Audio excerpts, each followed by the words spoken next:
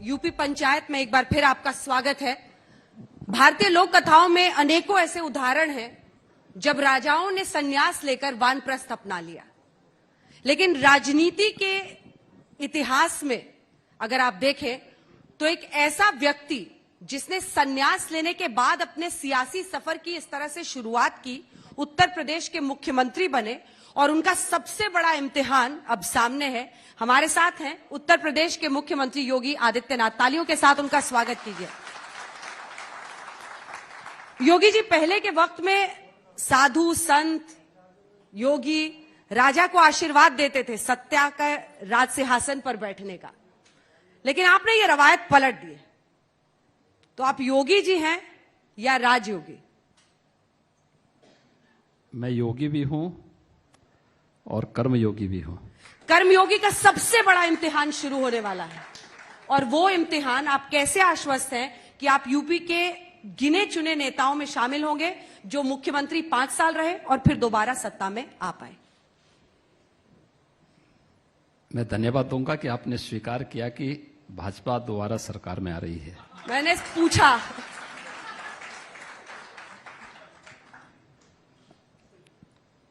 और आपकी ये बात सच होगी। मैंने पूछा है सर, स्पिन मत दीजिए योगी जी। आपके मुंह से शब्द निकले हैं और मैं मानता हूं ये सच होगा। देखिए, आपके लिए ये चुनाव अग्नि परीक्षा हो सकती है हम लोगों की दृष्टि से, लेकिन हम लोगों ने हर एक दिन एक नई परीक्षा के दौर से गुजर करके बिताया है। उत्तर प्रदेश में व्यापक परिवर्तन करके प्रत्येक नागरिक के मन में एक विश्वास भरा है। ये विश्वास जो आदरणीय प्रधानमंत्री जी के नेतृत्व में देश के अंदर भरा गया है और प्रत्येक नागरिक तक दशकों से जिन योजनाओं का लाभ नहीं पहुंचा, उन योजनाओं को पहुंचाने, उत्तर प्रदेश के परसेप्शन को चेंज करके उसकी पहचान को वापस दिलाने में जो सफलता प्राप्त की है, उत्तर प्रदेश में भारतीय जनता पार्टी फिर से पूर्ण बहुमत के साथ 2017 के इतिहास को दोहराएगी। कोई संदेह इसमें होना नहीं चाहिए। और मैं इस बात को मान सकता हूं कि अब तक के जितने चुनाव हुए हैं, हमारे लिए जो सबसे कठिन चैलेंज था वो 2019 का लगता था, जब देश में सभी राजनीतिक विश्लेषकों ने, मीडिया ने, सबने बोल दिया था कि यूपी का एक महागठबंधन हुआ है। उस समय परिणाम सबके सामने थे। अभी पंचायत चुनाव संपन्न हुए हैं, परिणाम सबके सामने हैं। 2022 के विधानसभा चुनाव के परिणाम 2014, 2017, 2019 की पुनरावृत्ति होकर के आएगी। उत्तर प्रदेश की जनता जनार्दन का आशीर्वाद भारतीय जनता पार्टी को ही प्राप्त होने वाला है। योगी जी, 5 साल के शासन को अगर हम 10-10 ओवर के क्रिकेट मैच के हिसाब से देखें तो ऐसा लग रहा है जैसे स्लॉग ओवर की बैटिंग आपकी शुरू हो गई है। चौके छक्के लग रहे हैं, शिलान्यास हो रहा है, फीते कट रहे हैं, सारी चीजें हो रही। तो ये 4.5 साल निर्णायक होंगे या आखिर के 6 महीने के आधार पर वोट होंगे? देखिए, ऐसा नहीं है कि हम लोग उद्घाटन और शिलान्यास अभी कर रहे हैं। ये तो हमारी लगातार चल रहे हैं, पहले दिन से चल रहे हैं। हमारी सरकार आई थी, हम लोगों ने किसानों का कर्ज माफी किया था और 86 लाख किसानों का 36,000 करोड़ रुपए का कर्ज माफी के कार्यक्रम के साथ हम जनता के बीच गए थे। इसके बाद अलग अलग स्टेजेस में हम लोगों ने लोगों को शासन की सुविधाओं का लाभ देकर के फिर विकास के कार्यक्रमों को आगे बढ़ाया था। क्या ये वही प्रदेश है? देखिए, केंद्र सरकार ने बहुत सारी ऐसी योजनाएं घोषित की थी जिनको उत्तर प्रदेश में लागू किया जा सकता था। जैसे 2 अक्टूबर 2014 को प्रधानमंत्री जी ने स्वच्छ भारत मिशन की घोषणा की थी। स्वच्छ भारत मिशन के अंतर्गत हर एक व्यक्ति को यह संदेह था कि यह मिशन की सफलता उत्तर प्रदेश पे निर्भर करती है। उत्तर प्रदेश में अगर सफलता मिलेगी, उत्तर प्रदेश में सफल हुआ तो देश के अंदर ये सफल होगा, क्योंकि सर्वाधिक लोग शौचालयों से वंचित उत्तर प्रदेश के अंदर थे। पहले 2.5 वर्ष का कार्यकाल व्यतीत हो गया, उत्तर प्रदेश के अंदर जो सरकार थी वह कुल 43 लाख शौचालय भी नहीं बना पाई थी। अगले 1 वर्ष 1.5 वर्ष के दौरान हमारी सरकार को 2,61,00,000 शौचालय बनाने थे। हम लोगों ने एक बृहद अभियान चलाया, राजमिस्त्रियों की ट्रेनिंग करवाई, स्वेच्छाग्रहियों को गांव-गांव में तैनात किया, इसे एक जन आंदोलन के रूप में लिया और 1 वर्ष के अंदर हम लोगों ने 2,61,00,000 शौचालय बनाए। ये वही प्रदेश है जहां पर पहले तमाम तबके के लोग ऐसे थे जिनके पास अपना आवास नहीं था। एक बड़ी आबादी थी। आखिर इन 4 वर्षों के दौरान बिना भेदभाव के 40 लाख लोगों को एक आवास मिला है। 1,21,000 से अधिक मजरे ऐसे थे जहां पर विद्युत पहुंची नहीं थी आजादी के बाद, कभी नहीं पहुंची थी। वहां पर न केवल भारत सरकार के सहयोग से विद्युत इंफ्रास्ट्रक्चर को हम लोगों ने स्थापित किया, बल्कि 1,38,00,000 से अधिक लोगों को निःशुल्क विद्युत कनेक्शन भी उपलब्ध करवाए, उनके घर में रोशनी जलने को मिली। उत्तर प्रदेश के अंदर इससे बड़ी परीक्षा दूसरी नहीं हो सकती है। इस सदी की सबसे बड़ी महामारी का सामना दुनिया कर रही है, भारत भी कर रहा है और उत्तर प्रदेश भी कर रहा है। और उत्तर प्रदेश के अंदर आप लोगों ने इस बात को देखा होगा कि जनवरी 2017 के पहले या मार्च 2017 के पहले उत्तर प्रदेश के अंदर भूख से मौत की खबरें आती थी। कुशीनगर हो, महाराजगंज हो या फिर अन्य जनपदों में मुसहर जाति के लोग, कहीं पर अन्य कोई ट्राइब्स या कोई ऐसी घुमंतु जातियां भूख से मरती थी। मैं दावे के साथ कह सकता हूं, मार्च 2017 के बाद एक भी व्यक्ति भूख से उत्तर प्रदेश के अंदर नहीं मरा है। और यही उत्तर प्रदेश है, अगर आप 2012 से 2017 के बीच का देखेंगे, एवरेज उत्तर प्रदेश के अंदर तीसरे चौथे दिन एक बड़ा दंगा होता था, एक बड़ा दंगा होता था। और उस दंगे के कारण, भाई दंगा होगा तो इस पक्ष का मरेगा तो उस पक्ष का भी मरेगा, क्षति इस पक्ष की होगी तो उस पक्ष की भी होगी, नुकसान बराबर होता था। लेकिन पेशेवर दंगाइयों को सत्ता का संरक्षण प्राप्त होता था। और मैं कह सकता हूं, हमारी सरकार 19 सितंबर को 4.5 वर्ष का कार्यकाल पूरा करेगी। इन 4.5 वर्षों में एक भी दंगा उत्तर प्रदेश के अंदर नहीं हुआ है। एक चेंज, उत्तर प्रदेश का जो परसेप्शन चेंज करके दिया है, इसने निवेश को यहां बढ़ावा दिया है। निवेशक आए, उन्होंने यहां पे निवेश किया, उद्योग लगाए। वह निवेश हमारे लिए यहां के युवाओं को रोजगार देने का एक माध्यम बना। आज यहां का युवा रोजगार प्राप्त कर रहा है, हर क्षेत्र में आगे बढ़ रहा है और बेहतरीन तरीके से वह, आज आप, ये डाटा मेरे नहीं है, आप भारत सरकार के उन डाटा को देखें, देश की सबसे बड़ी आबादी का राज्य यूपी है, लेकिन बेरोजगारी का रेट देश के अंदर सबसे कम कहीं है तो उत्तर प्रदेश के अंदर है। ये उत्तर प्रदेश के अंदर ही संभव हो सकता है, ये हम लोगों ने करके दिखाया। योगी जी, और इसी बात को आगे ले जाते हुए, आपसे कुछ देर पहले अखिलेश यादव जी मंच पर थे, उन्होंने आपकी इन तमाम बातों को झुठला दिया। उन्होंने एक सिरे से ये कहा, और मैं उन्हें कोट करना चाहूंगी, उन्होंने कहा कि बीजेपी हमेशा झूठ बोलती है। बेरोजगारी के मामले में उत्तर प्रदेश नंबर 1 है, कुपोषण के मामले में उत्तर प्रदेश नंबर 1 है, भूखमरी से मरने वाले मौत के आंकड़ों में उत्तर प्रदेश नंबर 1 है। आपकी सरकार ने एक भी बिजली का प्लांट नहीं लगाया, आपकी सरकार ने किसानों की कर्ज माफी नहीं की, आपने सिर्फ शिलान्यास अपने नाम किए हैं, अभी तक उद्घाटन नहीं कर पाए किसी भी चीजों का। 4.5 साल का वक्त था आपके पास। और खास तौर पे उन्होंने पूर्वांचल एक्सप्रेस वे का नाम लिया। उन्होंने कहा कि कुछ चीजों का क्रेडिट ये सिर्फ सरकार लेती है, शिलान्यास हमने किए, काम हमने किए, उद्घाटन करने योगी जी पहुंच गए। देखिए, वो सच बोल रहे हैं कि हमने कहा था कि रामलला हम आएंगे, मंदिर वहीं बनाएंगे, ये हम ही ने कहा था। और हमने कितना सच किया है। आज जब अयोध्या में राम जन्मभूमि के भव्य मंदिर निर्माण का कार्य शुभारंभ हो चुका है, उनके अब्बा जान तो कहते थे कि हम परिंदा भी पर नहीं मारने देंगे। उन्होंने कहा कि वो आपसे भी बड़े हिंदू हैं। इसीलिए मैं कह रहा हूं, मैं एक एक करके आ रहा हूं। सच कौन है और झूठ कौन है, ये दुनिया जान रही है। हमने 1990 में भी कहा था कि जहां रामलला विराजमान है वो राम जन्मभूमि है, वहां भव्य मंदिर का निर्माण होना चाहिए। इन लोगों ने तब स्वीकार नहीं किया, तब राम भक्तों पर गोली चलाई।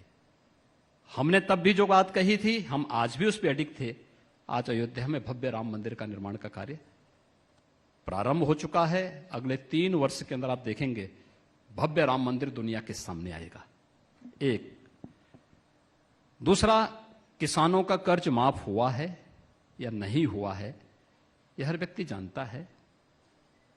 86 लाख किसानों का कर्ज माफी का कार्यक्रम, हो सकता है कि उनके माननीय सांसद और विधायकों को इतनी फुर्सत न मिली हो, लेकिन भारतीय जनता पार्टी का एक एक सांसद और विधायक अपने हाथों से वह सर्टिफिकेट एक एक तहसील और विकासखंड स्तर पर कैंप लगा करके वितरित किया है, और यह प्रदेश के अंदर हुआ है। पूर्वांचल एक्सप्रेसवे समाजवादी पार्टी की बेईमानी और भ्रष्टाचार का एक जीवंत स्मारक बनने जा रहा था। 340 किलोमीटर लंबा इस एक्सप्रेसवे के निर्माण के लिए जिन्होंने उस समय बिड्स जारी की थी, वह थी 15,000 करोड़ रुपए का। और जब ये हमारी सरकार आई तो मैंने इस बारे में पूछा कि भाई आखिर कार्य क्यों प्रारंभ नहीं हुआ है, क्योंकि मार्च में हम लोग आ गए थे 17 में। मैंने मई में इसकी समीक्षा की, कार्य नहीं हुआ था, प्रारंभ नहीं हुआ था। तो मुझे बताया गया साहब इसमें तो अभी जमीन ही नहीं ली गई है। किसी भी बड़े प्रोजेक्ट में जब तक 80% लैंड आपके पास नहीं आ जाती तब तक आप उस कार्य को अवार्ड नहीं कर सकते। इन्होंने गलत तरीके से जनता को भ्रमित करने के लिए टेंडर अवार्ड कर दिए, सारी कार्रवाई शुरू कर दी। जब जमीन ही नहीं है तो काम कहां से होगा। फिर हमने निरस्त किया, पूरे लैंड ली। जब 96% लैंड हम लोग ले लिए, तब जुलाई 2018 में आदरणीय प्रधानमंत्री जी के कर कमलों से हमने इसका शिलान्यास करवाया।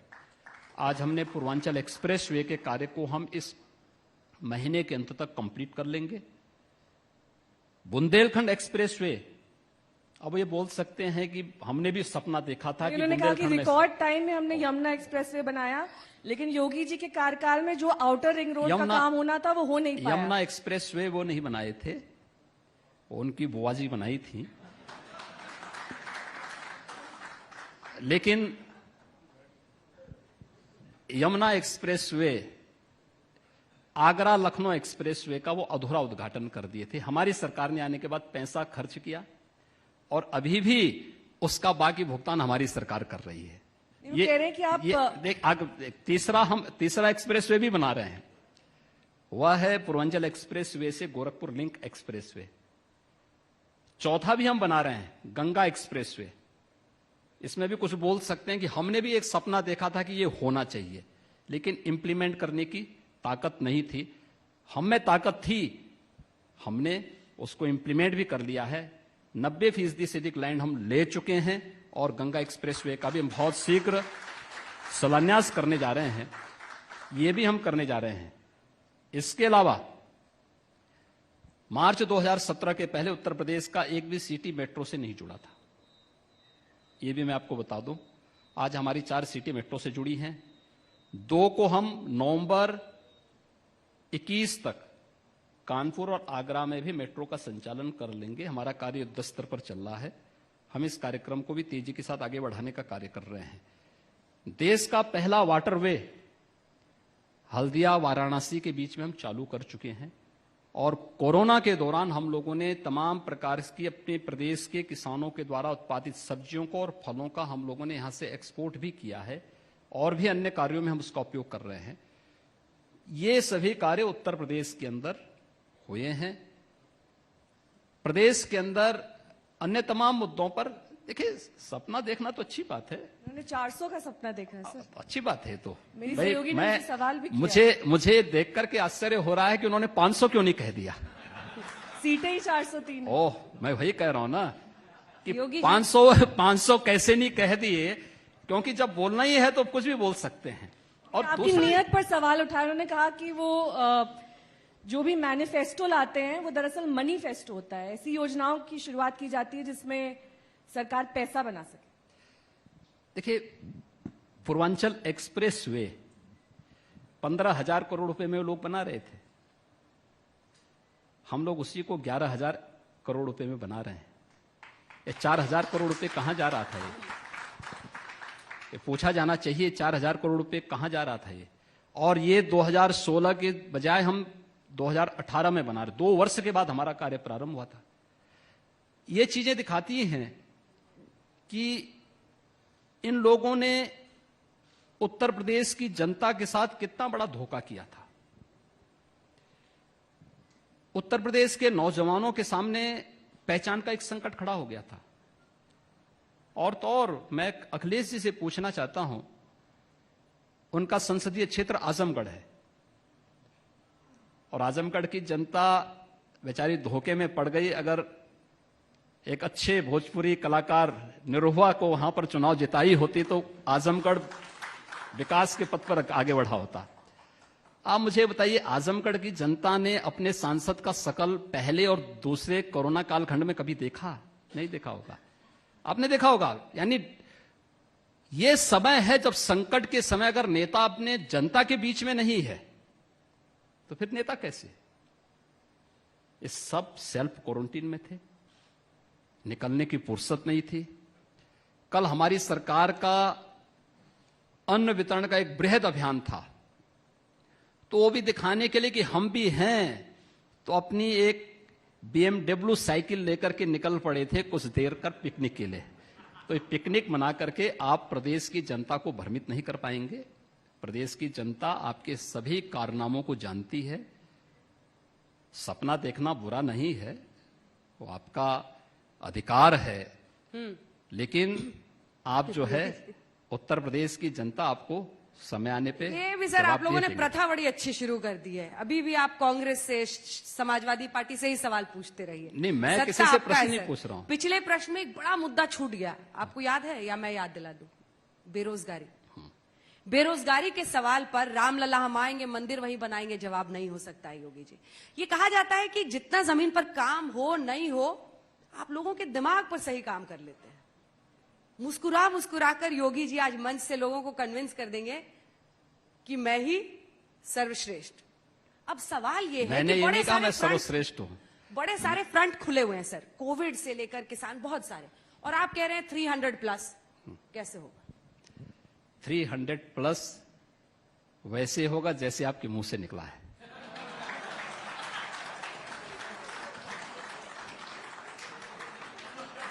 सर मेरे मुंह से तो देखिए, बेरोजगारी भी निकला है। मैं क्या कह रहा हूं ना, मैं उस पे भी आ रहा हूं अभी। ऐसे निकलेगा क्योंकि मां सरस्वती हर जगह नहीं विराजमान होती है। कोई बात होगी तो ही तो निकल रही होगी। ये चीजें तो आप स्वयं ही मुझसे जो प्रश्न पूछना चाहते हैं उसका उत्तर भी आप स्वयं दे रही हैं। बेरोजगारी, उत्तर प्रदेश की बेरोजगारी, आबादी देश की सबसे बड़ी यूपी में है, लेकिन बेरोजगारी की दर सबसे कम यूपी में है। आप देखें, उत्तर प्रदेश के अंदर 2007 से 2017 के बीच इन दोनों सरकारों ने जितनी भी भर्तियां की होंगी उनमें सब में कहीं ना कहीं आरोप लगे, मामला न्यायालय में गया, न्यायालय को उस पर कार्रवाई करनी पड़ी थी। 12 से 17 के बीच में तो ये सभी भर्तियां विवादित हुई थी।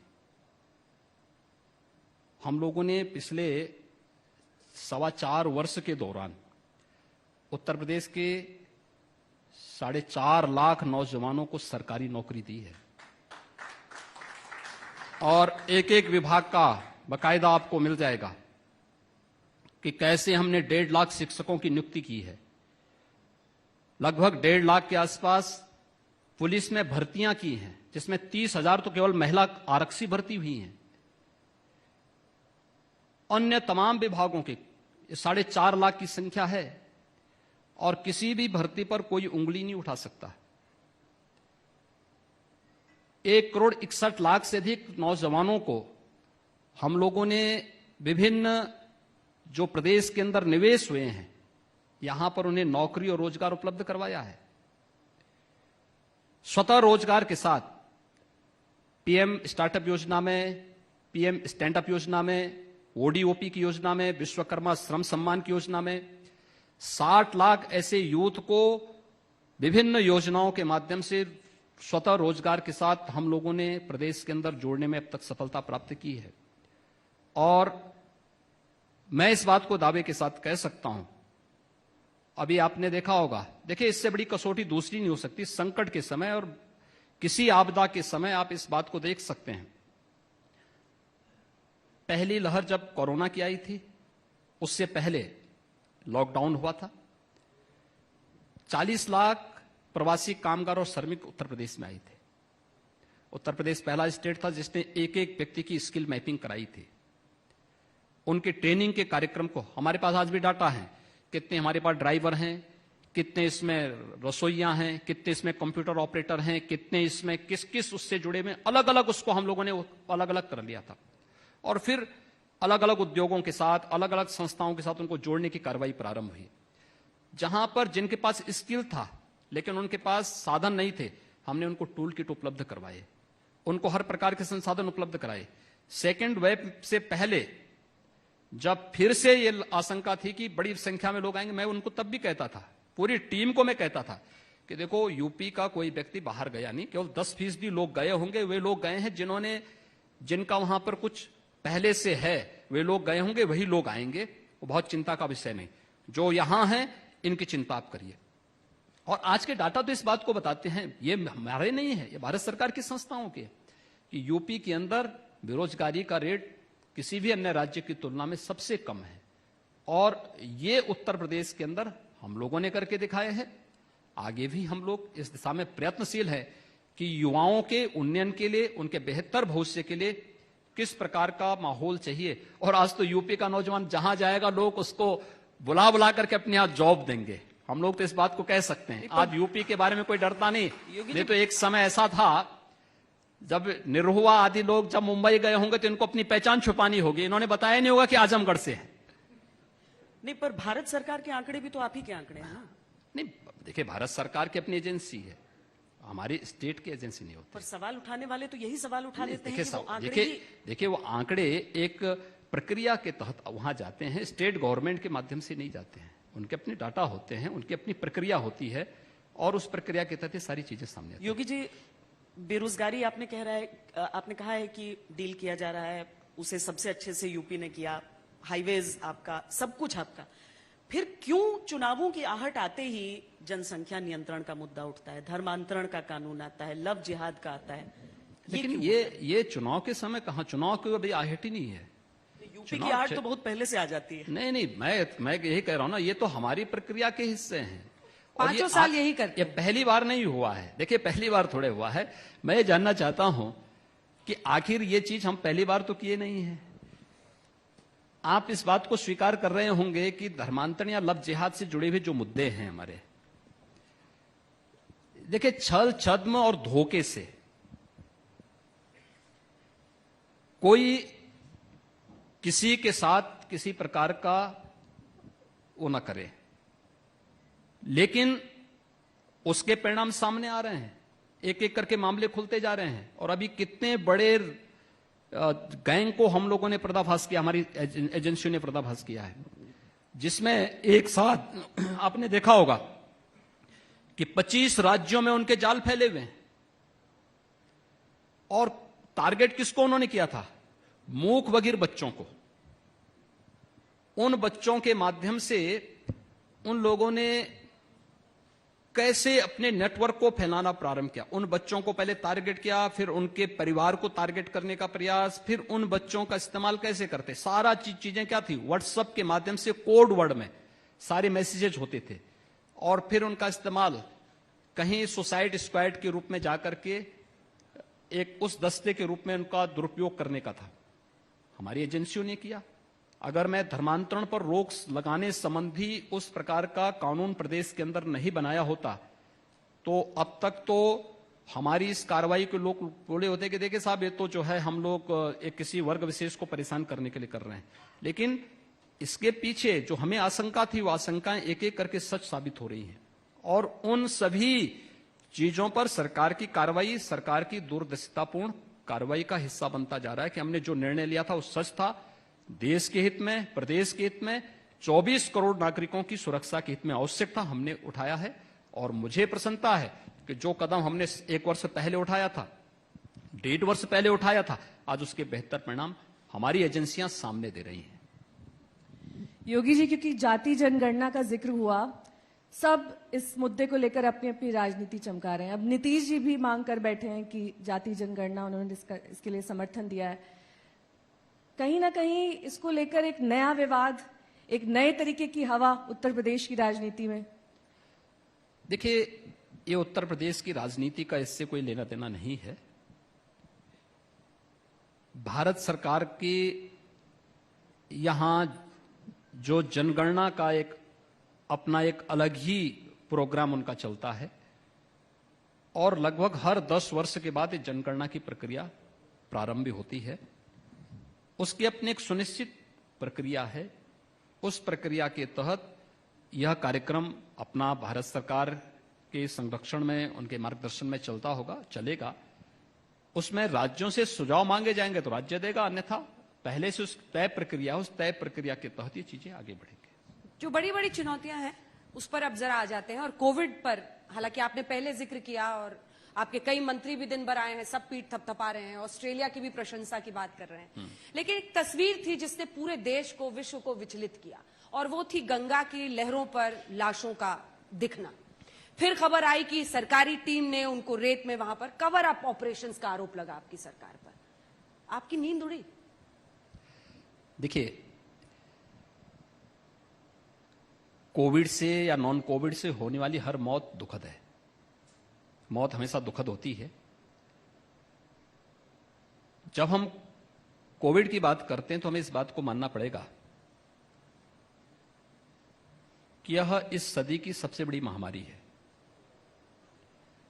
और महामारी की तुलना हम एक सामान्य बीमारी से, सामान्य फ्लू से नहीं कर सकते।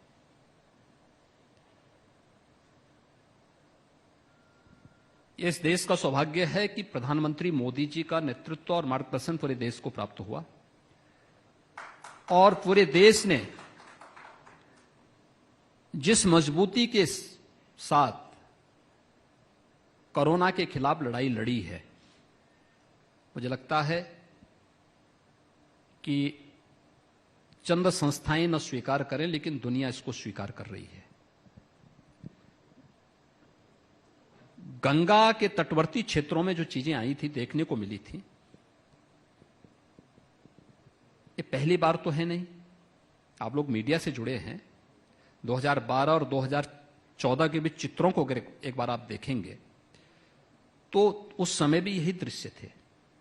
2017 के बाद हम लोगों ने रोक लगाई थी। रोक इस बात को लेकर, क्योंकि गंगा के तटवर्ती क्षेत्र हो या कोई भी बड़ी नदी हो, उसके तटवर्ती क्षेत्र में एक बड़ा समुदाय ऐसा है जो अंतिम संस्कार की कार्रवाई एक निश्चित मुहूर्त में गंगा में प्रवाह करके करता है या नदियों में प्रवाह करके करता है। आज भी हिंदू पद्धति में 3 प्रकार से अंतिम संस्कार की कार्रवाई होती है।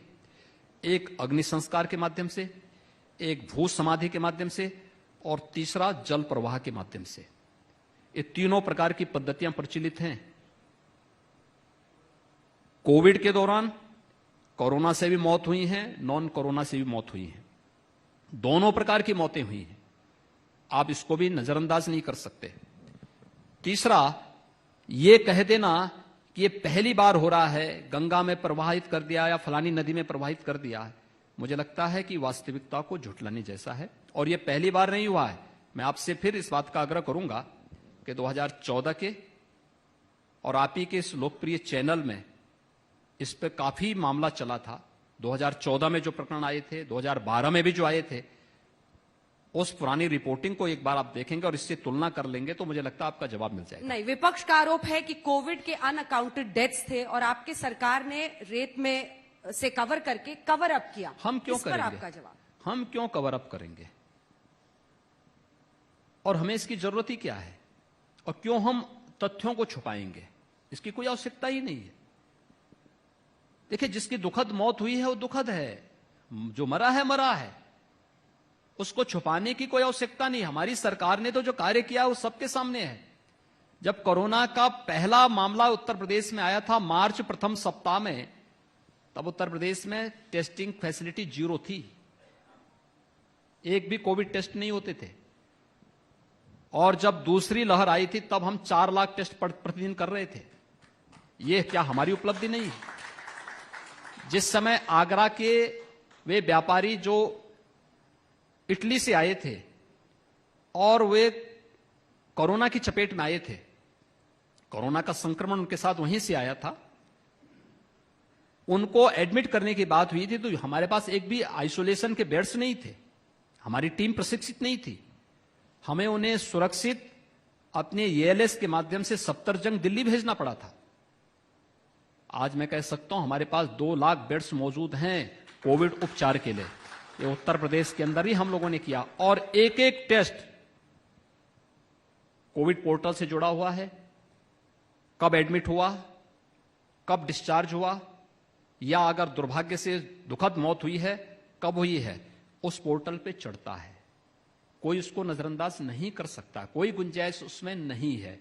ये बात वे लोग कहते हैं जो पिछले 1.5 साल से कभी घर के बाहर नहीं निकले हैं। वो तो इधर माहौल थोड़ा ठीक हो गया तो फिर पिकनिक के लिए, साइकिल सवारी करने के लिए निकल पड़ते हैं, अन्यथा कोई इसमें दम नहीं।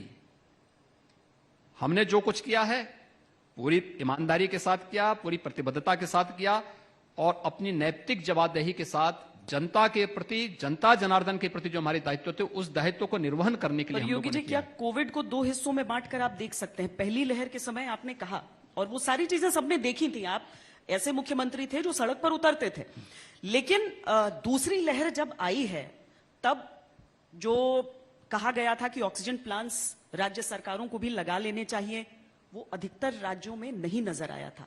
क्या वो चंद दिन कोरोना के, उत्तर प्रदेश की आबादी कई कई देशों से बहुत ज्यादा है और यहां का मैनेजमेंट और ज्यादा कठिन था, लेकिन क्या कम से कम उन कुछ हफ्तों के दायरे में भी आपके मन में एक अफसोस हुआ कि शायद तैयारियां कम पड़ रही हैं? देखिए, मैंने कहा ना कि हम महामारी को फेस कर रहे थे, किसी सामान्य फ्लू को नहीं। एक और मैं इस चीज का अंदाजा तब भी लगा सकता हूं जब उन परिस्थितियों को फेस करते करते मेरा पूरी टीम इन्फेक्ट हो गई थी। मेरा पूरा कार्यालय इसकी चपेट में आ गया था। हमारे चीफ सेक्रेटरी, हमारे डीजीपी, ये सब इसकी चपेट में आ गए थे। उन परिस्थितियों में भी हम लोगों ने अपने दायित्वों को विस्मृत नहीं किया, हम अपने आप को हॉस्पिटलाइज नहीं किए।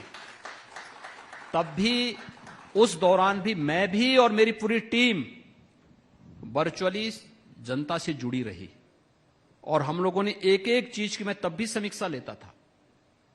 हां, उस समय अलग बात है, सामान्य दिनों में सुबह से लेकर के देर रात्रि तक हमारा कार्यक्रम चलता है, उस दौरान कम होता था, लेकिन कोविड को फोकस करते हुए हम लोगों ने तब भी अपना अभियान जारी रखा और पूरा प्रयास किया। ऑक्सीजन की किल्लत थी, लेकिन हमें यह भी देखना चाहिए कि कोरोना के सेकंड वेव के दौरान उत्तर प्रदेश की आबादी है 24 करोड़। 24 करोड़ की आबादी को ऑक्सीजन प्राप्त हो रही थी 700 मीट्रिक टन और दिल्ली की आबादी है 1.25 करोड़ और दिल्ली को ऑक्सीजन प्राप्त हो रही थी 800 मीट्रिक टन। यानी 1.25 करोड़ की आबादी में 800 मीट्रिक टन ऑक्सीजन की आपूर्ति और 700 मीट्रिक टन की यानी ऑक्सीजन हम 24 करोड़ जनता को उसकी आपूर्ति करके प्रयास किया जा रहा था कि हर एक व्यक्ति तक ऑक्सीजन पहुंचे, क्योंकि हम लोगों ने हर एक हॉस्पिटल की ऑडिट करवानी शुरू कर दी थी। जिसको दिल्ली सरकार ने ऑडिट करने से इनकार कर दिया था। वो भाग खड़े हुए। जैसे ऑडिट की बात भारत सरकार ने कही, दिल्ली की सरकार उससे पीछे हट गई और उसकी ऑक्सीजन की डिमांड अपने आप कम होती गई। यूपी पहले दिन से इस कार्यक्रम के साथ जुड़ा हुआ था।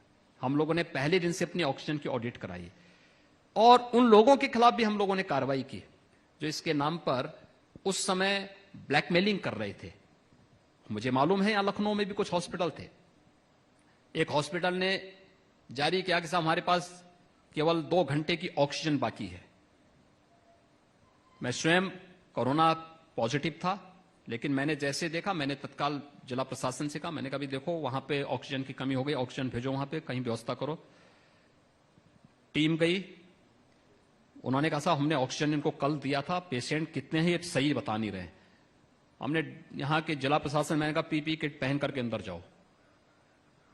जिलाधिकारी पीपी किट पहन करके अंदर गए, पेशेंट 4, सिलेंडर 60, और उसके बाद कहते हैं कि साहब हमारे, मैंने कहा इसको सील करो, ये पेशेंट दूसरी जगह इनको भेजो। इस प्रकार के भी वाकये हमारे सामने थे और ये लोग ज्यादा नेगेटिविटी ये लोग ज्यादा पैदा कर रहे थे। दूसरा, कुछ ऐसे वक्तव्य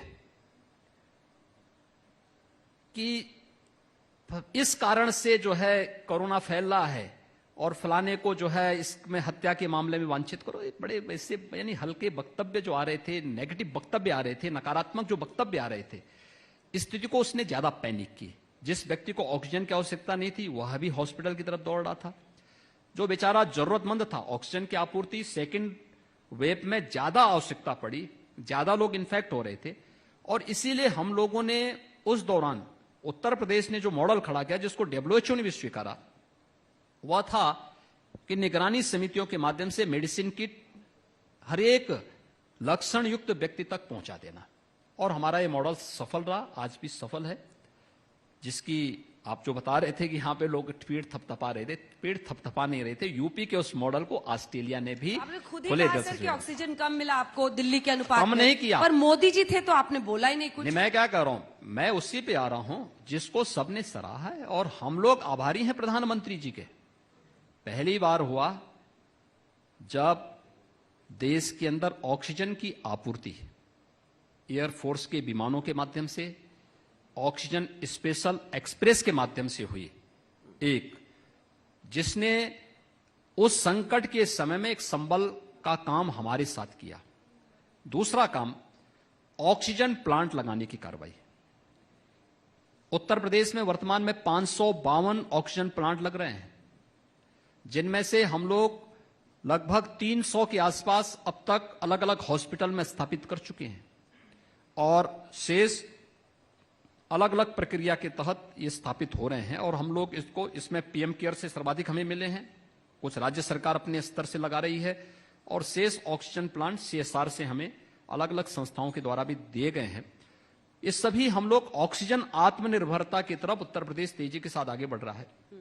इस दौरान हमें अलग अलग संस्थाओं ने, राज्य सरकार ने भी ऑक्सीजन कंसंट्रेटर भी दिए थे काफी बड़ी मात्रा में। ऑक्सीजन कंसंट्रेटर ने भी काफी बड़ी सहायता हमें की, क्योंकि ग्रामीण क्षेत्र में जो हमारी CSCs थी वहां पर ऑक्सीजन कंसंट्रेटर ने बहुत बड़ा योगदान किया। सर, वैक्सीनेशन को लेकर बात कर लेते हैं। DIU का एक डेटा है, हमारा एक इंटरनल डेटा आता है, उसमें यह कहा गया है कि उत्तर प्रदेश में 18+ अडल्ट पॉपुलेशन का सबसे कम वैक्सीनेशन हुआ है। पूरे देश के लिहाज से अगर देखा जाए सिर्फ 6%। ऐसा क्यों हुआ है और उस एस्पेक्ट पर आपकी सरकार क्या काम कर रही? दूसरा सवाल ये, अखिलेश जी यहां पर थे, उन्होंने कहा कि उन्होंने अभी तक वैक्सीन नहीं लगवाई। उन्होंने एक सार्वजनिक मंच पर इस बात को माना कि वो मोदी जी की वैक्सीन नहीं लगवाएंगे, और अगर ये मोदी जी की वैक्सीन नहीं तो योगी जी खुद अपनी तस्वीर क्यों नहीं लगवा लेते हैं सर्टिफिकेट? नहीं, मैं तो वैक्सीन दोनों डोज ले लिया। उन्होंने नहीं ली, उन्होंने कहा नहीं, मैं क्या कर रहा हूं, उनके अब्बाजान तो ले चुके हैं, वो तो ले ही चुके हैं वैक्सीन। और मुझे लगता है ये वैक्सीन तो देश के नागरिकों का सुरक्षा कवच है इस महामारी से। जहां तक उत्तर प्रदेश की बात कर रहे हैं, 5,28,00,000 लोगों को अब तक उत्तर प्रदेश में वैक्सीन दी जा चुकी है, और 18+ के भी 2 करोड़ से ज्यादा लोगों को हम लोग वैक्सीन दे चुके हैं। इतनी संख्या देश के अंदर कहीं नहीं होगी। चलिए अब अगले मुद्दे पर आते हैं और वो ये है कि उत्तर प्रदेश में चुनाव है तो जाति भी इंपॉर्टेंट है और इसीलिए इस बार ये इमेज जा रही है कि ब्राह्मण आपसे बड़े नाराज हैं। अब देखिए पैराशूट लैंडिंग आपने जितिन प्रसाद की करा ली है और माना यह जा रहा है कि ब्राह्मण सम्मेलन एसपी भी कर रहा है, बीएसपी भी कर रहा है, इधर केशव प्रसाद मौर्य जी भी रूठे थे। बताइए कालिदास मार्ग पर आप दोनों का घर है, आप 4.5 साल बाद उनके घर पे गए। तो ये जो जातियों वाला और खास तौर पर ब्राह्मणों की नाराजगी, मैं आपकी जात की बात नहीं कर रही हूं और उसका असर नहीं बता रही हूं इसे, लेकिन क्या ब्राह्मण इस बार एलिनेटेड फील कर रहा है और आप वो इस बात से थक गए कि आप लोगों ने उनको फॉर ग्रांटेड लिया हुआ है कि ये अगली जाति तो हमारे लिए वोट करेंगे? देखिए, उत्तर प्रदेश की जनता वंशवाद और जातिवाद से ऊपर उठ चुकी है।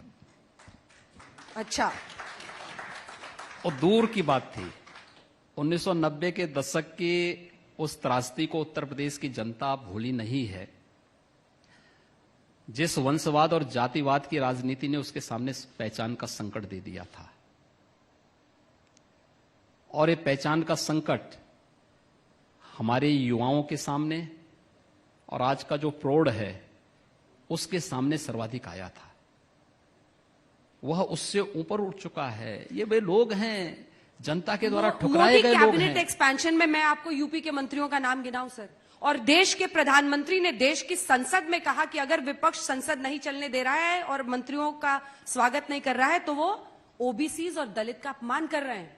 ये देश के प्रधानमंत्री ने कहा। ये सच है। ये कास्ट कार्ड नहीं है। देखिए, कास्ट कार्ड नहीं, सवाल ये है कि जिन लोगों को मंत्रिमंडल में शामिल किया गया है, आपको इस बात की जानकारी होनी चाहिए कि संसद के सत्र के शुभारंभ में प्रधानमंत्री जी के द्वारा अपने नए मंत्रियों का परिचय संसद से कराया जाता है और यह एक कार्यक्रम संसद का होता है, संसद की कार्यसूची का यह विषय होता है और उस विषय के तहत ये सब कार्यक्रम संपन्न होते हैं।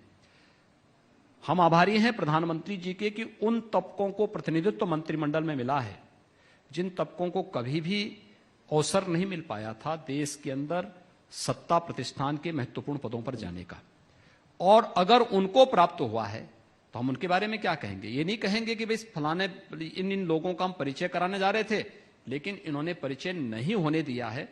उस तबके के लोगों में जो विश्वास आता ये उसके प्रति है, ये किसी जातिवादी राजनीति के लिए नहीं है। ये उन लोगों की हम बात कर रहे हैं जिन लोगों ने उत्तर प्रदेश की राजनीति को वंशवाद और जातिवाद के दायरे में कैद करके उत्तर प्रदेश के सामने पहचान का संकट खड़ा किया था। वे लोग देखिए जनता के द्वारा बार बार ठुकराए जा चुके हैं। योगी जी, जितिन प्रसाद को लाने के पीछे की आप वजह बता दीजिए, हम समझ जाएंगे। जिस व्यक्ति ने पिछले 3 चुनाव हारे हो उनको आपकी पार्टी क्यों लेकर आई? आपको ये सच्चाई भी जानकारी होनी चाहिए कि जितिन प्रसाद तो लोकसभा चुनाव में ही बीजेपी ज्वाइन करना चाहते थे। जितिन प्रसाद तो चाहते तो बहुत लोग हो। मैं क्या कह रहा हूं ना, अब ये देखिए ज्वाइनिंग तब हो पाती जब दोनों में सहमति हो। क्यों लाए? मैं क्या उस समय आपको उनकी जरूरत नहीं थी, आज ब्राह्मण चेहरा चाहिए। नहीं, हमें देखिए, हमें चेहरा से नहीं, हमें वह हर व्यक्ति चाहिए जो प्रदेश के हित में कार्य करने का इच्छुक हो। और अगर कोई आज आवेदन करे हम तत्काल उसकी एंट्री तो नहीं होने देंगे ना। भाई अखिलेश जी कल कहें हम बीजेपी में आना चाहते हैं तो हम बोलेंगे कुछ दिन वेट करो बच्चे।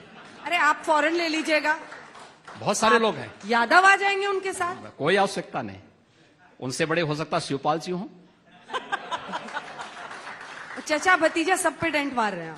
मैं क्या कह रहा हूं, आखिर वो बड़े नेता उससे भी बड़े नेता होंगे, उनके पास उनसे ज्यादा अनुभव होंगे, जमीन से जुड़े हुए रहे हैं, माननीय मुलायम सिंह जी के सुख दुख के सहभागी रहे हैं, उनको ज्यादा अनुभव होगा कि नहीं होगा? नहीं योगी जी, आप जातियों में सबको एक साथ लेकर चलने की बात कर रहे हैं, दलितों ओबीसी सबको प्रतिनिधित्व मिलना चाहिए। बीजेपी का लेकिन पार्टी का नारा सबका साथ सबका विकास भी है। आप अखिलेश यादव के अब्बा जान बार बार बोल रहे हैं। मैंने इसलिए कहा क्योंकि उनका विश्वास है। मुसलमानों को हमेशा ऐसा लगता है कि भाई उन्हें शामिल नहीं किया जा रहा है और जितने कानून आप ला रहे हैं सब मुसलमानों को टारगेट करने के लिए ला रहे हैं। हम किसी व्यक्ति, जाति, मत और मजहब को ध्यान में रख करके कानून नहीं बना रहे हैं। हम प्रदेश की 24 करोड़ जनता की सुरक्षा, उनके सम्मान और उनके स्वावलंबन को ध्यान में रख करके कोई कानून बनाते हैं, उससे इतर हट करके नहीं। और हमारी प्रदेश के 24 करोड़ जनता के प्रति हमारी प्रतिबद्धता है, किसी व्यक्ति, किसी जाति, किसी मत और मजहब के लिए नहीं। 24 करोड़ जनता का हित होगा तो सबका हित उसमें हो जाएगा। और इसीलिए प्रधानमंत्री जी ने सबका साथ, सबके विकास और सबके विश्वास की बात की है। योजनाओं का लाभ सबको। आप आवास योजना का लाभ देखिए, 17% मुस्लिम आबादी है यूपी के अंदर, और योजनाओं का लाभ उनको 32 से लेकर 35% तक मिला है। क्या हमने रोका किसी का लाभ? किसी का नहीं। कानूनों के निशाने पर तो लग रहा है। कानून के नहीं। आप देखिए, अगर कोई तोड़फोड़ करेगा, आगजनी करेगा, तो क्या हम आरती उतारेंगे? कानून उसके लिए बनाया जाता है जो कानून के राज को मानता नहीं। उसके लिए तो कहीं ना कहीं दंड प्रक्रिया उसी के लिए बनाई जाती है। इसलिए कानून उस व्यवस्था के लिए बनाए गए हैं, किसी का उत्पीड़न करने के लिए नहीं।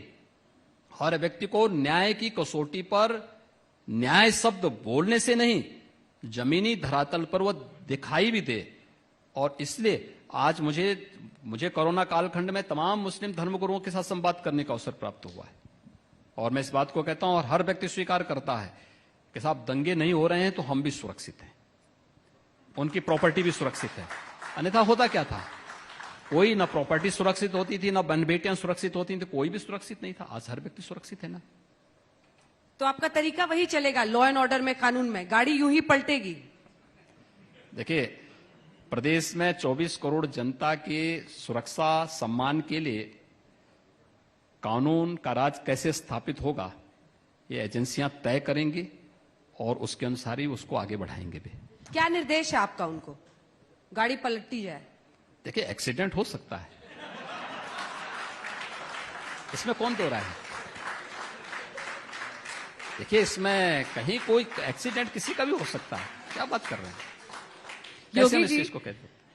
अखिलेश जी बोले कि टॉप 10 माफियाओं की अगर लिस्ट बनाई जाए, एक सूची तैयार की जाए, सबसे ज्यादा किस पार्टी में होंगे, ये किसी से छुपा हुआ नहीं है। आपकी ओर साफ तौर पर इशारा। ठीक ही बोल रहे हैं। और ये तो जनता जानती है, ये तो गांव गांव का एक एक बच्चा जानता है।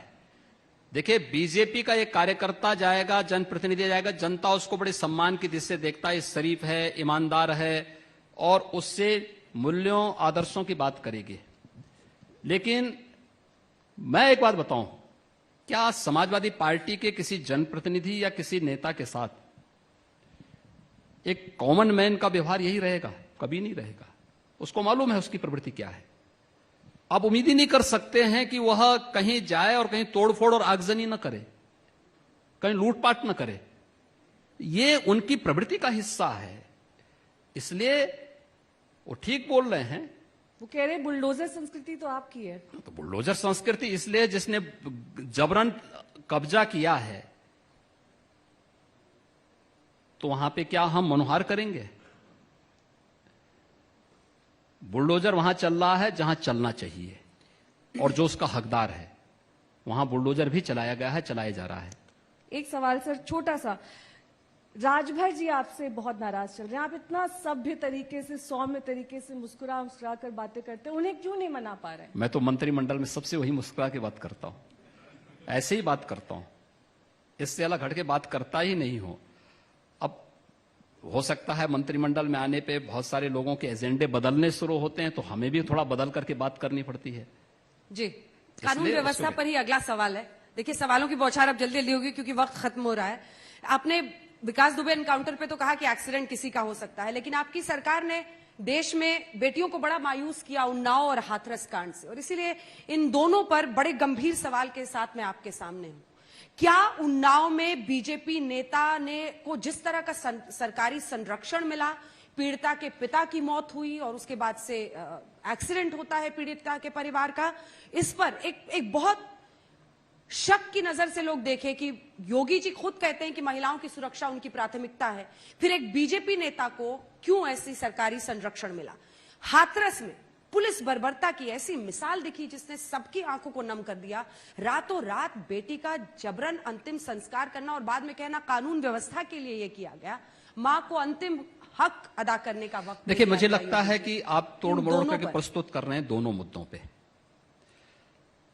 उन्नाव के मामले में कार्रवाई सरकार ने की थी, ये मेरी सरकार ने उन्नाव में भी कार्रवाई की, हाथरस में भी कार्रवाई की। जितनी कार्रवाई हमने की वही सीबीआई आगे बढ़ा रही। सीबीआई उसके बाद एक भी कदम आगे नहीं बढ़ पाई और कहीं भी जबरन नहीं किया गया, न उन्नाव में न हाथरस में। ये सच्चाई सामने आनी चाहिए। मामला न्यायालय में है, देर सवेर सच्चाई सामने आएगी। जिन लोगों ने जिस प्रकार के कृत्य किए होंगे, मुझे लगता है कि एक समय के बाद उनको अपने कृत्यों पर जरूर पश्चाताप होगा। सर, आपके एडीजी प्रश्न चिन्ह खड़ा कर रहे थे घटना पर। सीबीआई ने फिर रेप का केस इसे माना। लड़की के बयान क्या? देखिए, हमारी सरकार ने उस समय भी जो बात कही थी और जो कार्रवाई उस समय भी हुई थी, हम लोगों ने तब भी इस बात को कहा। सीबीआई को हमने रिफर किया मामला, गिरफ्तारी हमने की और तब भी हमने इस बात को कहा कि अगर इनको लगता है कि यूपी में इनको न्याय नहीं मिल सकता तो यूपी के बाहर इस मामले को भेजा जाना चाहिए। मामला दिल्ली में चल रहा है, न्यायालय की प्रोसीडिंग का पार्ट है। हमें इस समय बोलना भी नहीं चाहिए इस मामले में, क्योंकि एजेंसियां उसमें काम कर रही हैं और सब जुडिस मामले में बहुत ज्यादा हम लोगों को इस प्रकार की चर्चा का विषय और मीडिया ट्रायल का विषय नहीं बनाना चाहिए इसको, क्योंकि न्यायालय को निष्पक्ष तरीके से उस पूरे मामले की तह में जाने का पूरा अधिकार है और उसको जाकर के दूध का दूध, पानी का पानी सबके सामने आना चाहिए, क्योंकि हर एक बेटी और हर बहन को सुरक्षा मिलनी चाहिए। इस सरकार इसके प्रति पूरी तरह प्रतिबद्ध है, लेकिन अन्याय किसी के साथ भी नहीं होना चाहिए, ये भी सामने आना चाहिए। योगी जी, किसान आंदोलन, विपक्षी सोच रहे हैं कि यही एक मुद्दा होगा जिसके चारों तरफ किसान आंदोलित होकर जुड़ेंगे और सरकार पूरी तरीके से घिर जाएगी। आपको ऐसा एहसास हो रहा है कि पश्चिमी उत्तर प्रदेश आपके लिए एक बहुत बड़ी समस्या पेश करेगा? जो जाट आपके साथ खड़े थे वो अब नहीं खड़े। देखिए, हमारे साथ एक तो हम जातिवादी राजनीति नहीं करते, मैंने पहले बता दिया है। परिवार मेरा है नहीं, इसलिए पश्चिम उत्तर प्रदेश का हर व्यक्ति इस बात को जानता है कि बीजेपी है तो पश्चिम में भी, पूरब में भी, मध्य में भी और बुंदेलखंड में भी सुरक्षा है। आखिर यही पश्चिमी उत्तर प्रदेश था ना, रोज दंगे होते थे, कभी कोसी कला का, कभी बरेली का, कभी मुरादाबाद का, कभी अलीगढ़ का, कभी सहारनपुर का, कभी मुजफ्फरनगर का। जो लोग किसान आंदोलन को जाति के साथ जोड़ रहे हैं, मुजफ्फरनगर में शहीद हुए उन नौजवानों के साथ वे धोखा नहीं कर रहे हैं क्या, जिनकी निर्मम हत्या हुई थी? और उस समय सत्ता प्रतिष्ठान में कौन लोग बैठे हुए थे? क्या मंत्री ने दंगाइयों को बचाया नहीं थे उस सरकार का? पर किसानों के मुद्दे भी तो है ना योगी। मैं क्या करूं ना, वही तो मैं आ रहा हूं और किसानों के मुद्दे पे मैं चर्चा करने जा रहा हूं अभी। लेकिन पहले इस बारे में कि उसको जाति के साथ किसान आंदोलन को नहीं जोड़ा जाना चाहिए, एक। दूसरा, किसानों के हित के लिए जितना काम पिछले 7 वर्ष के दौरान केंद्र की मोदी सरकार ने किया है, आदरणीय प्रधानमंत्री जी के नेतृत्व में जितना कार्य हुआ है, प्रधानमंत्री फसल बीमा योजना इससे पहले क्यों नहीं लागू हो पाई? प्रधानमंत्री कृषि सिंचाई योजना इससे पहले क्यों नहीं लागू हो पाई? एमएसपी का लाभ, एमएसपी घोषित होना ही नहीं, एमएसपी का लाभ किसान को प्राप्त हो, लागत का 1.5 गुना दाम डीबीटी के माध्यम से किसान के अकाउंट में जाए, ये मोदी जी ने लागू करवाया और बीजेपी की उत्तर प्रदेश की हमारी सरकार ने इसको प्रदेश के अंदर इंप्लीमेंट किया। हर किसान का लाभ मिल रहा है, हर किसान को मिल रहा है। प्रोक्यूरमेंट हमारे आने के पहले, पर गाजीपुर में ही बैठे हैं यूपी। मैं उस पे भी आ रहा हूं। मैं भी 2016, देखिए 2016-17 तो इलेक्शन ईयर था ना। इलेक्शन ईयर में कितना यहां पे गेहूं का प्रोक्यूरमेंट हुआ था मालूम आपको? कुल 6 लाख मीट्रिक टन का, 6 लाख मीट्रिक टन का क्रय हुआ था, और वो भी आड़तियों के माध्यम से, किसानों से सीधे नहीं हुआ था। इस साल कोरोना के बावजूद कितना हुआ है? 66 लाख मीट्रिक टन। 6 लाख में और किसानों से, सीधे किसानों से हुआ, डीबीटी के माध्यम से पेमेंट किसानों के अकाउंट में किया गया। कोई अंतर ही नहीं। 2007 से लेकर के 2017 के बीच में 95,000 करोड़ रुपए का गन्ना मूल्य का भुगतान होता है। 2017 से 2020-21 के बीच में कितना हुआ है? 1,40,000 करोड़ रुपए का गन्ना मूल्य का भुगतान किया जा चुका है। 7 से लेकर के 2017 के बीच में 21 चीनी मिलें बंद हुई। 2017 से लेकर के 2020-21 के बीच में चीनी मिलें बंद नहीं हुई। बंद चीनी मिलों को हम लोगों ने चलाया। यहां तक कि किसानों के मसीहा कहे जाने वाले चौधरी चरण सिंह जी की कर्म भूमि की रमाला चीनी मिल 30 वर्षों से मांग हो रही थी कि इस चीनी मिल का आधुनिकीकरण होना चाहिए, यहां पे नया प्लांट लगना चाहिए। कोई नहीं कर पाया। तब लोक दल भी सत्ता में आया, सत्ता में था एक पार्टी के साथ में। समाजवादी पार्टी के लोग 4-4 बार सत्ता में रहे हैं। बहुजन समाजवादी पार्टी रही है, उससे पहले कांग्रेस भी थी, कोई नहीं कर पाया। 1980 से मांग हो रही थी। 1980 से लेकर के 89 तक कांग्रेस प्रदेश की सत्ता में थी, देश की भी सत्ता में थी, नहीं कर पाई। हमारी सरकार ने उस चीनी मिल का न केवल पुनरुद्धार किया, उसकी क्षमता को दुगना करके रमाला में चीनी मिल को हम संचालन कर रहे हैं और बंद चीनी मिलों का हम संचालन कर रहे हैं। किसानों के हित के लिए प्रधानमंत्री किसान सम्मान निधि, ये आजादी के तत्काल बाद प्रारंभ हो सकता था, क्यों नहीं कर पाए ये लोग? क्योंकि किसान उनके एजेंडे का हिस्सा ही नहीं था। किसान उन्नति करे, उनका ये वही नहीं था, एजेंडा ही नहीं था। ये केंद्र में मोदी जी के नेतृत्व की सरकार ने और प्रदेश में हमारी सरकार ने इसको लागू किया और रिजल्ट देखना है। लेकिन पंचायत चुनाव तो अभी हुए हैं ना। राकेश टिकैत आ गए हैं लखनऊ और कह रहे हैं कि लखनऊ को मैं दिल्ली बना दूंगा। तो क्या दिक्कत आ रही है? ये तो प्रमोशन लखनऊ है कर ना, देंगे कह रहे हैं लखनऊ ये का। प्रदेश की राजधानी है, दिल्ली देश की राजधानी है। हमें दिल्ली और लखनऊ में अंतर महसूस करना होगा। यहाँ पर बैठेंगे वो आंदोलन के मैं वही कह रहा हूं ना, ये प्रदेश की राजधानी है ना। आपकी पार्टी तो फोटो ट्वीट कर रही है कि जरा बच के आइयो। हम तो सबको सहयोग करना चाहते हैं, सबका स्वागत करना जानते हैं। आप राकेश टिकैत का स्वागत करेंगे? क्यों नहीं स्वागत तो करेंगे? बातचीत ही करा दीजिए सर फिर सरकार। किसान आएगा, किसान का स्वागत होगा। कानून के साथ कोई खिलवाड़ होगा तो उस तरीके से भी स्वागत होगा। संभव क्या बात है? कोई समस्या नहीं है। वो दूसरा वाला यही स्वागत अंतर कैसे? बता रहे हैं आप, दिल्ली और लखनऊ का अंतर यही मैंने है। क्या कहा ना, दिल्ली है, ये लखनऊ है। हाँ। तो मुझे लगता है इतना दूसरा अंतर वाला तो स्वागत कैसे होता है योगी जी? मैंने कहा ना कि ये अंतर उन सबको भी मालूम होगा जो कहते हैं कि हम लखनऊ को दिल्ली बना देंगे, तो उनको ये भी अंतर मालूम होगा कि ये प्रदेश की राजधानी है, ये देश की राजधानी नहीं है। और प्रदेश की राजधानी में किस प्रकार का चाल चलन होना चाहिए, ये भी उनको जानकारी होनी चाहिए। चलिए कुछ पॉलिटिकल सवाल जल्दी जल्दी कर लेते हैं। ओवैसी जी आपके साथ है या आपके खिलाफ? देखिए, ओबीसी जी बड़े नेता हैं, एक बड़ा जन समुदाय उनके साथ में है और बीजेपी के साथ तो उनका कभी मुझे नहीं लगता है कोई संबंध हो पाएगा। एक दूसरे 36 का आंकड़ा के रहेगा। पूरक हैं आप लोग, एक दूसरे के पूरक हैं सर। देखिए, पूरक हमारे तो सभी हैं, हम तो सभी को पूरक मानते हैं। राजनीति में हम लोग बहुत ज्यादा किसी से बहुत ये नहीं मानते कि हमारा दुश्मन है। जितना वो बाबरी बाबरी करेंगे उतना आपको राम मंदिर सूट करेगा। नहीं, राम मंदिर तो वास्तविकता है। ये राम मंदिर आज वास्तविकता है, इसको आप कौन झुठला सकता है? हमने जो कहा था 1949 में, 1963 में, 1965 में, 1989 में, 1983 में, 1990 में, 1992 में, आज वही तो हकीकत में आया है। लेकिन 22 तक बन नहीं पाएगा लग रहा है सर। जाकर देखिए, भूमि हमने कहा पूजन, ना, ईट पूजन। देखिए, कार्य प्रारंभ हो चुका है, कार्य की अपनी प्रक्रिया है। दुनिया का अपने आप में अब तक का आधुनिकतम स्ट्रक्चर खड़ा होगा। एक भव्यतम भगवान राम के व्यक्तित्व के अनुरूप मंदिर का निर्माण होना है और मंदिर की निर्माण की प्रक्रिया को ट्रस्ट के द्वारा उस प्रकार के विशेषज्ञों की देखरेख में तेजी के साथ आगे बढ़ाया जा रहा है।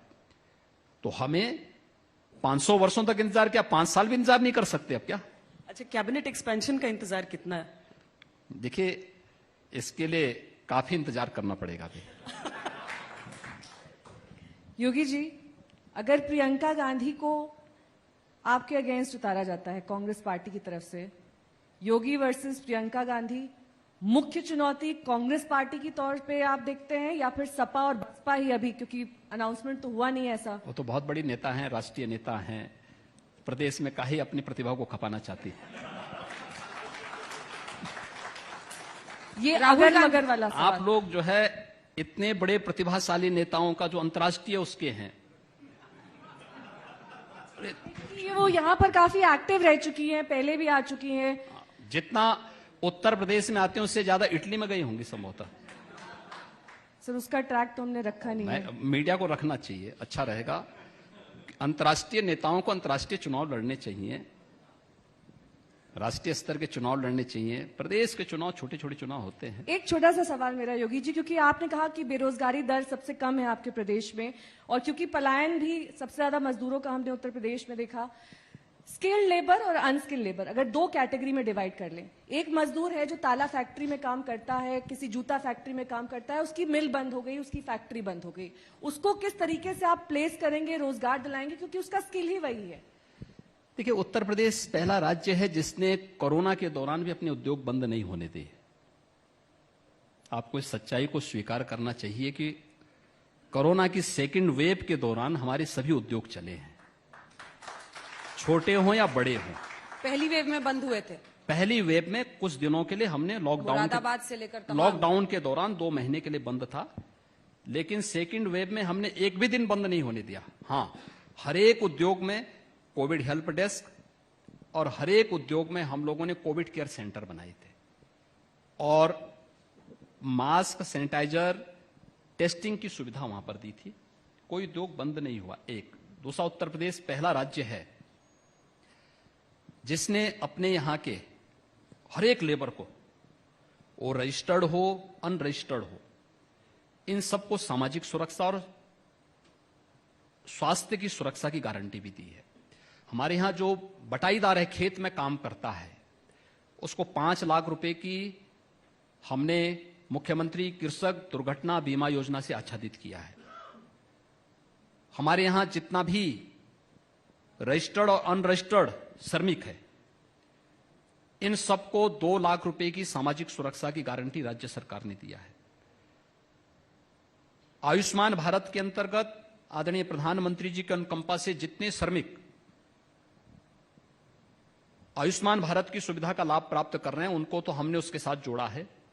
शेष जितने भी हैं, उन सभी को 5 लाख रुपए की स्वास्थ्य बीमा का कवर भी हमारी सरकार ने दिया है। इसके अलावा श्रमिकों की बच्चों की पढ़ाई के लिए, उनकी बेटियों की शादी ब्याह के लिए, उनके मकान के लिए, घर में शौचालय नहीं तो शौचालय के लिए अलग से सुविधा दी जा रही है। और यही नहीं, जो रजिस्टर्ड श्रमिक कार्य करते हैं, जगह जगह काम कर रहे हैं, उनका जीवन बड़ा अनस्टेबल होता है। आज वे लखनऊ में हैं, 2 महीने 3 महीने यहां काम किया, उसके बाद वह कॉन्ट्रैक्टर के साथ आगरा चले गए या फिर दूसरी सिटी में चले गए। उस आपाधापी में बच्चे उनके पढ़ नहीं पाते थे। हमारी सरकार ने विगत वर्ष ही 18 कमिश्नरी मुख्यालयों में 18 अटल आवासीय विद्यालय बनाने की कार्रवाई प्रारंभ कर दी है। इन अटल आवासीय विद्यालयों में इन सभी श्रमिकों के बच्चों को आधुनिक शिक्षा हम उपलब्ध करवाएंगे, फ्री में। लॉजिंग, फूडिंग की व्यवस्था, उनकी वहां पे एजुकेशन की फ्री में व्यवस्था, ये हम करने यूपी के अंदर करने जा रहे हैं। और मुख्यमंत्री बाल सेवा योजना के अंतर्गत कोविड और नॉन कोविड से जो मौतें प्रदेश के अंदर हुई, जो बच्चे अनाथ हुए हैं, उनको, उन बच्चों को भी पढ़ाने की व्यवस्था इसी प्रकार की योजना के साथ हमने यूपी के अंदर जोड़ा है। 4000 रुपए की प्रति माह एक स्कॉलरशिप भी उन बच्चों को हम लोगों ने स्टेट के अंदर उपलब्ध कराई है। अगला सवाल लॉ एंड ऑर्डर से है, थोड़ा अलग है इससे हटके। योगी जी खुशी दुबे को जानते हैं क्या? मैं प्रदेश के 24 करोड़ जनता को जानता हूं। खुशी दुबे, मैं पूरे प्रदेश के अंदर 24 करोड़ जनता का परिचय अपने पास रखता हूं। एक एक व्यक्ति से आप पूछ लीजिए, मैं सबके बारे में बताता हूं। ब्राह्मण सम्मेलनों में ये मुद्दा जोर शोर से उठ रहा है। विकास दुबे एनकाउंटर के बाद जो उसका एसोसिएट था, मुद्दा उसको तो गिरफ्तार किया। नवविवाहिता खुशी दुबे को क्यों? मुद्दा संतोष शुक्ला की हत्या का भी उठना चाहिए, उस डिप्टी एसपी मिश्रा का भी उठना चाहिए, जिसकी 2 नाबालिग बालिकाएं अनाथ हुई हैं। एक डिप्टी एसपी मारा जाए वो सही है, लेकिन कौन से आचार दंड संहिता में लिखा है कि अगर पति कोई गुनाह करे तो उसके लिए पत्नी को गिरफ्तार किया जाए? क्या कुछ प्रमाणिक है तो आप बता दीजिए। ये न्यायालय तय करेगा, न मैं तय करूंगा ना आप तय करेंगे। ये न्यायालय को तय करने दीजिए। पर ये मुद्दा बन रहा है बहुत बड़ा मुद्दा ब्राह्मण बनने दीजिए ना। सम्मेलनों में। मेरा ये मानना है उन परिवारों से भी पूछा जाना चाहिए, जब आप इसकी बात कर रहे हैं उन परिवारों से भी पूछा जाना चाहिए जिन परिवारों के निर्दोष लोग मारे गए थे। क्या वे निर्दोष नहीं थे? उत्तर प्रदेश सरकार का राज्य मंत्री का दर्जा प्राप्त संतोष शुक्ला की निर्मम हत्या थाने के अंदर हुई। डिप्टी एसपी मिश्रा मारा गया था ना, क्या उनका परिवार नहीं है? क्या मिश्रा को आप ब्राह्मण नहीं मानते? क्या शुक्ला को आप ब्राह्मण नहीं मानते? ये जाति का मुद्दा कहां से आ गया इसमें? जैसी करनी वैसी भरनी, न्यायालय उसको तय करे। योगी जी, पिछला चुनाव जब उत्तर प्रदेश का हुआ तो कोई चेहरा नहीं था जिस पर चुनाव लड़ा गया था। इस बार प्रधानमंत्री मोदी ने बहुत तारीफ आपकी, तो मतलब जहां भी पहुंचते हैं मंच पर तो मतलब नारे गिना तो था आपने मोदी योगी योगी जी। रहता है, लेकिन वाराणसी में गिना साथ था में 6 बार। प्रधानमंत्री भी 6 बार आपका नाम लिया। आप लोग गिनते हैं चूंकि देखने के लिए कि क्या संकेत आ रहे हैं। गृह मंत्री आपकी बहुत तारीफ कर चुके हैं, जेपी नड्डा जी भी कर चुके हैं। बयान कुछ कुछ एक आध आ जाते हैं बीच में, लेकिन क्या इस बार कोई संशय है कि 2022 योगी आदित्यनाथ के नाम पर लड़ा जाएगा या नहीं? देखिए, मेरा तो मानना है कि भारतीय जनता पार्टी व्यक्तिवादी पार्टी नहीं है। यहां व्यक्ति से बड़ा दल और दल से बड़ा देश है। देश हित में जब कोई मुझसे कहेगा और दल हित में भी कोई मुझसे कहेगा कि आज छोड़ना है, उसी समय बहुत खुशी के साथ मूल्यों और मुद्दों के साथ दूंगा। इन मुद्दों और इन मूल्यों के साथ हम कार्य करने वाले लोग हैं। नहीं, पर चुनाव तो आप ही सत्ता के में मैं क्या कह रहा हूं ना, देखिए ये सारी चीजें बंद हो चुकी है, ये कोई मुद्दे ही नहीं है यूपी में। और मुझे अच्छा लगा कि आप कम से कम गिनती हैं हर चुनावी हर सभा के अंदर कि प्रधानमंत्री जी ने कितनी बार नाम लिया है, गृह मंत्री जी ने कितनी बार नाम लिया है, माननीय नड्डा जी ने कितनी बार नाम लिया है। लेकिन हम लोग एक व्यवस्था के साथ जुड़े हुए हैं और उसी व्यवस्था के साथ जोड़ करके आगे बढ़ रहे हैं, कार्य कर रहे हैं। भारतीय जनता पार्टी अकेली राजनीतिक पार्टी है जिसमें अपने कार्यकर्ता को इस बारे में पहले दिन से ये बता दिया जाता है कि व्यक्ति से महत्वपूर्ण दल होगा, लेकिन और दल से महत्वपूर्ण देश होगा। एक और चीज मैंने गिनने की शुरुआत की थी, गिनते गिनते थक गई।